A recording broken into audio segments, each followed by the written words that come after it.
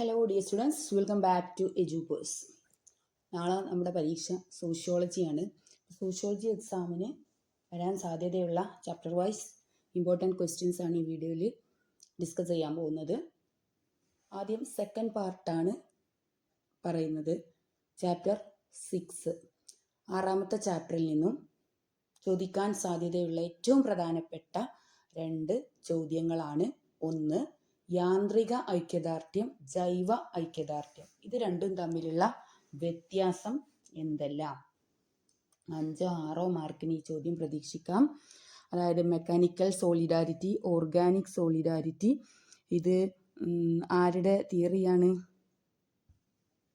വക്താവ് ആരാണെന്ന് അറിയാലോ, എമിലി ദുർഖിമാണ് ഇതിൻ്റെ വക്താവ്. അപ്പോൾ ഇത് രണ്ടും തമ്മിലുള്ള വ്യത്യാസം മനസ്സിലാക്കിയിട്ടൊന്ന് പഠിച്ചു വെക്കുക. ദെൻ മുതലാളിത്തത്തിൻ്റെ അടിസ്ഥാന തത്വങ്ങൾ എന്തെല്ലാം? മുതലാളിത്തത്തിൻ്റെ അടിസ്ഥാന തത്വങ്ങൾ, what are the basic principles of capitalism. ഈ 2 ചോദ്യങ്ങൾ ഈ ചാപ്റ്ററിൽ നിന്ന് ഒഴിവാക്കാതെ പഠിക്കുക. അതാണ് ചാപ്റ്റർ 7 സോഷ്യൽ ചേഞ്ച്. എന്താണ് സോഷ്യൽ ചേഞ്ച്? സോഷ്യൽ ചേഞ്ചിൻ്റെ കോസസ് എന്തൊക്കെയാണ്? What are the causes? അപ്പോൾ സാമൂഹിക മാറ്റങ്ങൾ എന്നാൽ എന്ത്? സമൂഹത്തിൽ മാറ്റങ്ങൾ ഉണ്ടാകാനുള്ള കാരണങ്ങൾ എന്തെല്ലാം? പോയിന്റ് ആയിട്ട് നമ്മുടെ ബുക്കിൽ പറഞ്ഞിട്ടുണ്ട്. അത് നന്നായിട്ട് പഠിക്കുക. 6 മാർക്കിന് ചോദിക്കാം, ചിലപ്പോൾ എസ്സേ ആയിട്ടും വരാം. ദെൻ സാമൂഹിക ക്രമം. എന്താണ് സാമൂഹിക ക്രമം എന്നാൽ എന്ത്? അതും പ്രധാനപ്പെട്ടതാണ്. 3 മാർക്കിനോ 4 മാർക്കിനോ ഒക്കെ സാമൂഹിക ക്രമവും ചോദിക്കും. ദെൻ മറ്റൊരു ചോദ്യം കൂടെ, നഗരപ്രദേശങ്ങളിലെ സാമൂഹിക മാറ്റവും സാമൂഹിക ക്രമവും. ചോദ്യം, നഗരപ്രദേശങ്ങളിലെ സാമൂഹിക മാറ്റവും സാമൂഹിക ക്രമവും. ഇതിനെക്കുറിച്ച് എഴുതാനാണ്. നെക്സ്റ്റ് വൺ ചാപ്റ്റർ 8 ആണ്.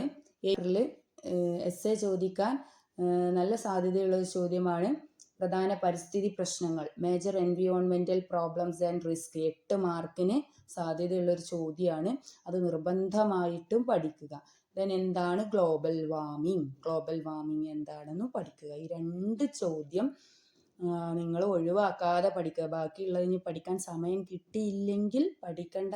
ഇത് നിർബന്ധമായിട്ടും പഠിക്കുക. പക്ഷേ സമയമുണ്ട്, പഠിക്കാൻ പറ്റുന്നവരാണെങ്കിൽ എല്ലാം പഠിക്കുകയും വേണം. ഓക്കെ, ഇപ്പം അവസാന ഘട്ടത്തിലൊന്നും പഠിക്കാതെ നിൽക്കുന്നവർക്കൊക്കെ വേണ്ടിയിട്ടാണ് ഇത് പറയുന്നത്. അവർക്ക് അത്യാവശ്യം നല്ല മാർക്കോട് കൂടി പാസ്സാവാൻ വേണ്ട ചോദ്യങ്ങളാണ് പറയുന്നത്. ദെൻ 9ാമത്തെ ചാപ്റ്റർ മാത്സിന്റെ സംഭാവനകളാണ്. Contributions of Karl Marx. Points പഠിക്കുക, എക്സ്പ്ലെയിൻ ചെയ്യാൻ പഠിക്കുക. ദെൻ മാത്സിന്റെ അലൈനേഷൻ തിയറി. എന്താണ് അന്യവൽക്കരണ സിദ്ധാന്തം? മാത്സിന്റെ അന്യവൽക്കരണ സിദ്ധാന്തം 5 മാർക്കിന് ചോദിക്കും. ദെൻ പിന്നെ തിങ്കേഴ്സിനെ കുറിച്ച്, സോഷ്യോളജിക്കൽ തിങ്കേഴ്സിൽ ദുർഖീമിനെ കുറിച്ച് പഠിക്കുക, വെബറിനെ കുറിച്ചും പഠിക്കുക.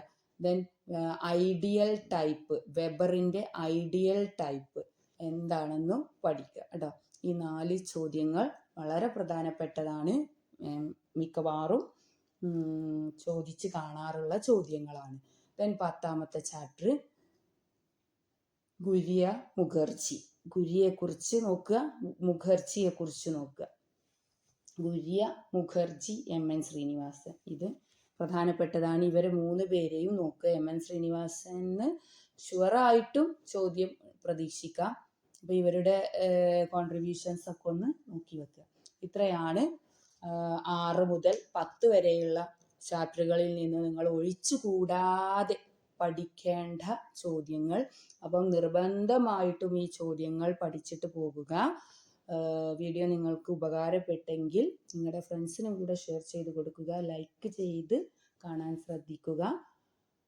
സബ്സ്ക്രൈബ് ചെയ്യാൻ മറക്കാതിരിക്കുക. സബ്സ്ക്രൈബ് ചെയ്ത അടുത്ത 1 to 5 ചാപ്റ്റേഴ്സിൻ്റെ വീഡിയോസുമായിട്ട് ഉടനെ തന്നെ നമുക്ക് കാണാം. ഓക്കെ.